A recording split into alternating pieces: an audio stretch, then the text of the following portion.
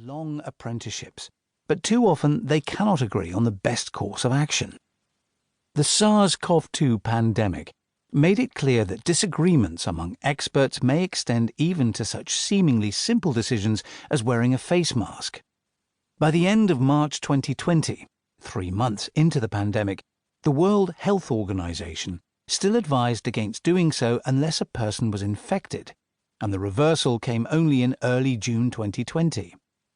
How can those without any special knowledge take sides or make any sense of these disputes that now often end in retractions or the dismantling of previously dominant claims? Still, such continuing uncertainties and disputes do not excuse the extent to which most people misunderstand the fundamental workings of the modern world. After all, appreciating how wheat is grown, Chapter 2, or steel is made, Chapter 3, or realizing that globalization is neither new nor inevitable, Chapter 4, are not the same as asking that somebody comprehend femtochemistry, the study of chemical reactions at timescales of 10 to the minus 15 seconds, Ahmed Zewail, Nobel Prize in 1999, or polymerase chain reactions, the rapid copying of DNA, Kary Mullis, Nobel Prize in 1993. Why then do most people in modern societies have such a superficial knowledge about how the world really works? The complexities of the modern world are an obvious explanation. People are constantly interacting with black boxes, whose relatively simple outputs require little or no comprehension of what is taking place inside the box. This is as true of such ubiquitous devices as mobile phones and laptops. Typing a simple query does the trick, as it is of mass-scale procedures such as vaccination. Certainly the best planetary example of 2021, with typically the rolling up of a sleeve being the only comprehensible part. But explanations of this comprehension deficit go beyond the fact that the sweep of our knowledge encourages specialization, whose obverse is an increasingly shallow understanding, even ignorance, of the basics. Urbanization and mechanization have been two important reasons for this comprehension deficit.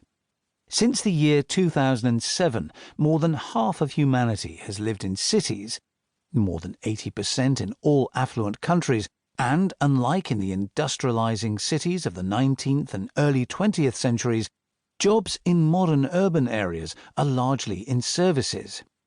Most modern urbanites are thus disconnected not only from the ways we produce our food, but also from the ways we build our machines and devices, and the growing mechanization of all productive activity means that only a very small share of the global population now engages in delivering civilization's energy and the materials that comprise our modern world. America has only about 3 million men and women, farm owners and hired labor, directly engaged in producing food. People who actually plow the fields, sow the seeds, apply fertilizer, eradicate weeds, harvest the crops. Picking fruit and vegetables is the most labor-intensive part of the process, and take care of the animals. That is less than 1% of the country's population. And hence it is no wonder that most Americans have no idea, or only some vague notion, about how their bread or their cuts of meat came to be. Combines harvest wheat, but do they also harvest soybeans or lentils? How long does it take for a tiny piglet to become a pork chop? Weeks or years? The vast majority of Americans simply don't know, and they have plenty of company. China is the world's largest producer of steel, smelting, casting, and rolling nearly 1 billion tons of it every year, but all of that is done by less than 0.25% of China's 1.4 billion people.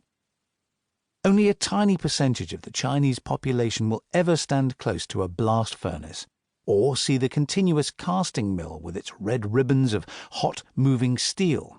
And this disconnect is the case across the world.